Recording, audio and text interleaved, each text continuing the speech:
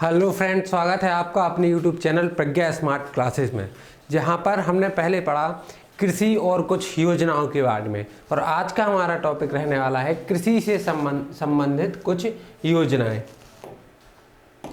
कृषि से संबंधित कुछ योजनाएं तो कौन कौन सी हैं? सबसे पहले अपन देखते हैं खेत तालाब योजना। पहली योजना कौन सी है?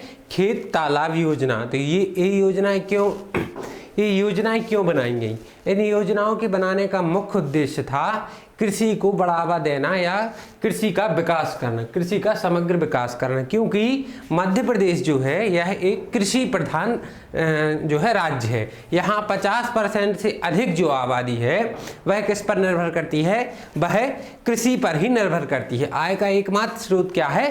कृषि है। तो कृषि के समग्र विकास के लिए ही इन प्रमुख योजनाओं को जो है मध्य प्रदेश में लाया गया। इनमें सबसे पहली इंपॉर्टेंट योजना कौन सी है? खेत तालाब योजना। यह खेत तालाब है, मतलब तालाब से संबंधित है। यह किससे संबंधित? तालाब अर्थात भूमिगत जल। यह जल से संबंधित है। तो सतही एवं भूमिगत जल की उपलब्धता की आवश्यकता को ध्यान में रखते हुए कब? 22 मई 2006 को 22 मई 2006 को खेत तालाब योजना प्रारंभ की गई, जिसके अंतर्गत क्या हुआ कि 32,700 रुपये 32,700 रुपये यदि लागत आती है किसके लिए? तालाब खोदने के लिए, तो उसका जो 50% का अनुदान है यह सरकार द्वारा दिया जाएगा।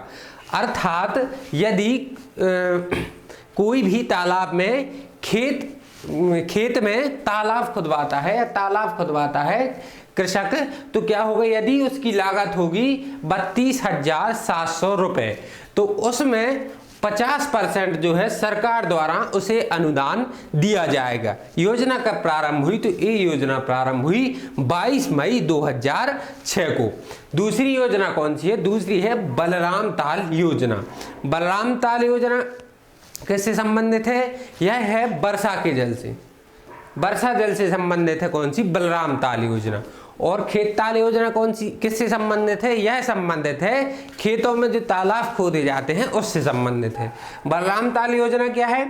इसमें वर्षा के जो जल है उसे रोककर भू संवर्धन फसलों की इकाई को बढ़ाने हेतु, मतलब वर्षा द्वारा जो जल होता है उसे रोककर और उससे सिंचाई की सुविधा बढ़ाने के लिए कब? यह मई 2007 में जो योजना है वह प्रारंभ हुई। इसमें क्या किया गया? इसके अंतर्गत बलराम ताल बनाने के लिए किसानों को 25% या अधिकतम 50,000 रुपये का अनुदान दिया गया, और जिसे 2008 में बढ़ाकर 80,000 रुपये कर दिया गया। अर्थात यदि वर्षा के जल को रोककर भूमिगत सिंचाई किसी के द्वारा की जा रही है, जल संवर्धन बढ़ाया जा रहा है, तो क्या होगा? यदि उस फसलों की सिंचाई की जा रही है तो यदि उसमें किसान जो है उसका खर्चा जितना भी आया होगा उसका 25% जो है अनुदान के रूप में मध्य प्रदेश सरकार द्वारा उसे दिया जाएगा। या तो दिया जाएगा 25%, या क्या होगा? यदि जो 25% का मान है वह 50,000 से अधिक आता है तो उसे केवल 50,000 रुपये ही दिए जाएंगे। 50,000 से अधिक राशि उसे नहीं दी जाएगी। यह था 2008 तक का। 2008 के बाद क्या किया गया? अर्थात एक वर्ष पश्चात ही यह राशि कर दी गई 80,000 रुपये। अर्थात यदि उसे बलराम ताल बनाने के लिए जितनी भी लागत उसकी आई होगी उसका या तो 25% दिया जाएगा, लेकिन यदि उसके 25% का मान 80,000 रुपये से ज़्यादा है, 80,000 से उसका मान ज़्यादा है, तो उसके लिए 80,000 रुपये ही दिए जाएंगे। फिर चाहे 10% 80,000 के बराबर ही क्यों ना हो, लेकिन अधिकतम राशि उसे कितनी दी जाएगी? 80,000 रुपये। या तो 80,000 रुपये दी जाएंगे अधिकतम राशि के रूप में, या उसे मिलेगा कितना? 25% तक का भुगतान। यह किस में मिलेगा? यह होगा बलराम ताल योजना में, जो प्रारंभ हुई मई 2007 में। इसके बाद देखते हैं पर अन्नपूर्णा सूरजधारा योजना। यह किससे संबंधित है? तो यह केवल अनुसूचित जाति और अनुसूचित जनजाति के किसानों से संबंधित है, जिसमें क्या है? किसके लिए बनाई गई है? दलहन और तिलहन फसलों के लिए। मतलब कि अन्नपूर्णा सूरज धारा योजना जो है यह अनुसूचित जाति और अनुसूचित जनजाति के किसानों को क्या कराता है, दलहन और तिलहन उपलब्ध कराता है। यह प्रारंभ कब हुई, तो यह प्रारंभ हुई 2001 में। कौन सी, अन्नपूर्णा सूरज धारा योजना। किससे संबंधित है, तो यह अनुसूचित जाति अनुसूचित जनजाति के किसानों को जो है सुविधा उपलब्ध कराती है। उन्हें क्या देती है, उन्हें कौन सी फसलें उपलब्ध कराती है, उन्हें दलहन एवं तिलहन फसलें जो है यह उपलब्ध कराती है। इसके अंतर्गत उन्हें दी जाती है। कौन सी, अन्नपूर्णा सूरज धारा योजना के अंतर्गत। अगली योजना कौन सी है, अगली योजना है मुख्यमंत्री कृषक जीवन कल्याण योजना।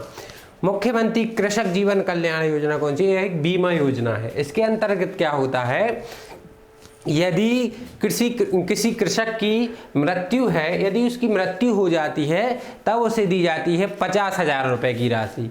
यदि दुर्घटना होती है तो उसे मिलती है 25,000 रुपये की राशि।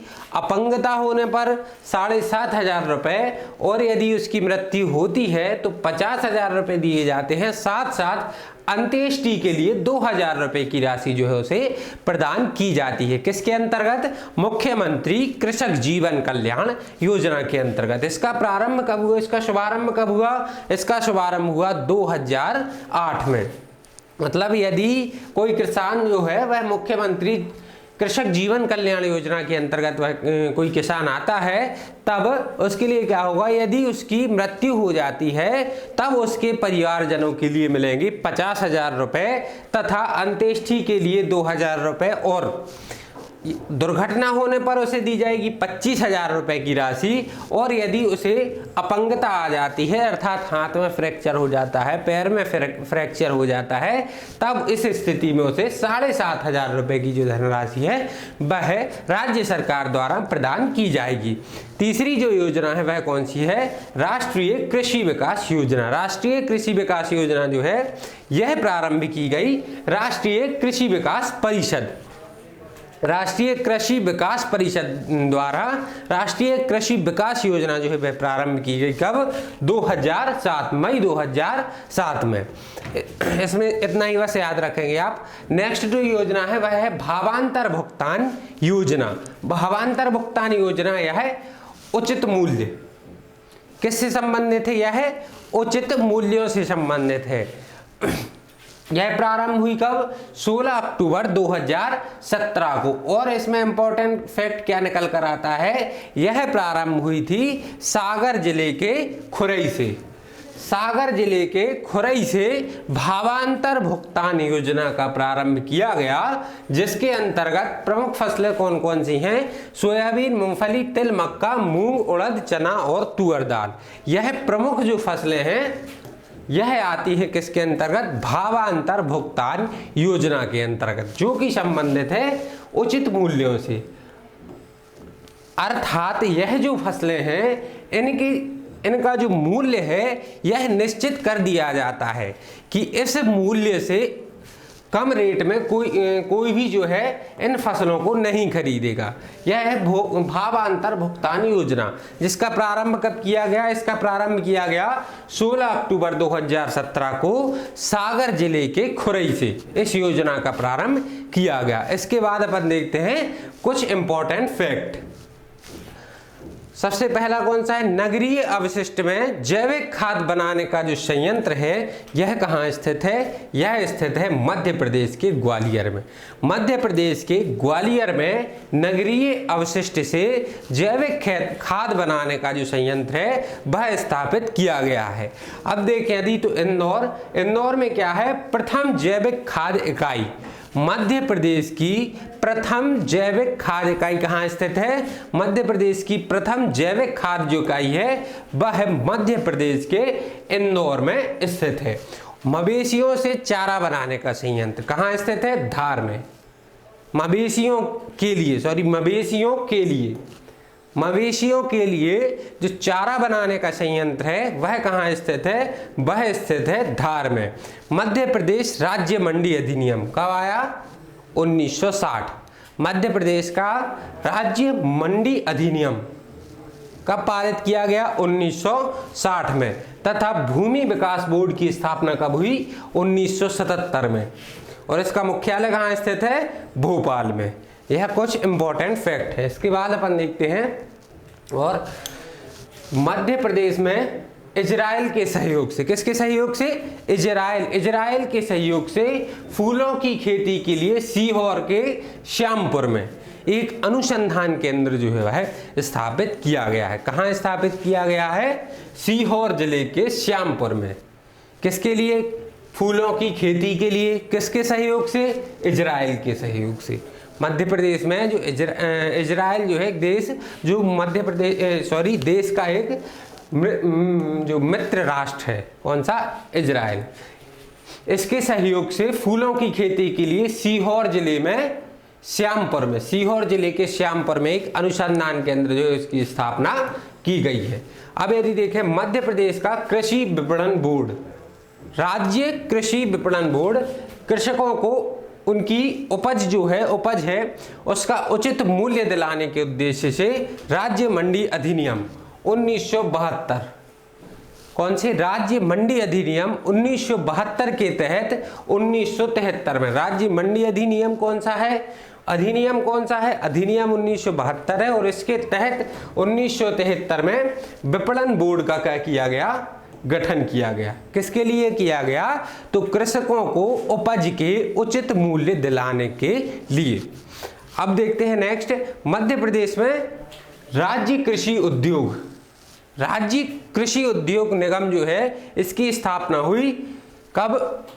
1969 में। कब? 1969 में। और इसका मुख्यालय कहाँ स्थित है? तो इसका मुख्यालय मध्य प्रदेश की राजधानी भोपाल में स्थित है। किसका? राज्य कृषि उद्योग विकास निगम। इसकी स्थापना कब हुई? 1969 में। और इसका मुख्यालय कहाँ स्थित है? तो इसका मुख्यालय स्थित है भोपाल में।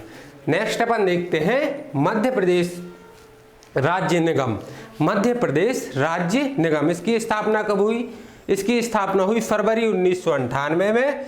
और 1962 में किया गया इसका पुनर्गठन जो है वह किया गया। यह थे कृषि से संबंधित कुछ इंपॉर्टेंट फैक्ट तथा कृषि से संबंधित कृषकों के लिए प्रमुख योजनाएं जो है जो मध्य प्रदेश में चलाई जा रही हैं, इसके बारे में आज अपन ने की चर्चा। धन्यवाद।